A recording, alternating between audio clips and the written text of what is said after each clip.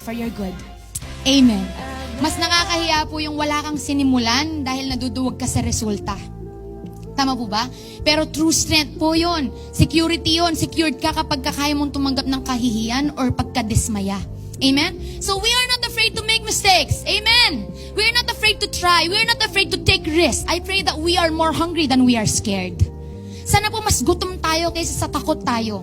Yung gutom tayo to see the move of God. We are hungry to see the hand of God over our situations. Amen? We are hungry to see greater things, to see bigger things. Paano kung sinasabi ng Panginoon ngayon, ipapakita ko sa iyo kung maniniwala ka. Ipapakita ko kung tatapangan mo. Ipaparanas ko sa iyo yan kung hahakbang ka. Kung ibibigay ko sa iyo yan kung tatalon ka. Amen? Minsan po kasi yung ginagawa natin kapag nakita na, kasakit na. Okay kaya yan? Baka mapahiya ako, baka masaktan ako. Wala bang sasama sa akin? Ako lang ba mag-isa? Amen? Kaya naman lumalayo po tayo, hindi dito na lang ako, okay na yan. Dahil sa takot natin, dahil po sa hiya natin, dahil sa unbelief natin, tinitignan na lang natin yung greater things natin. Di ba? Tinitignan na lang natin yung next level natin. Dahil sa paikot-ikot ka, ano pong nangyayari? Ang daming panahon yun nasasayang, and doing nothing doesn't change your situation. Amen? Amen. Doing nothing doesn't change your current situation. And you can expect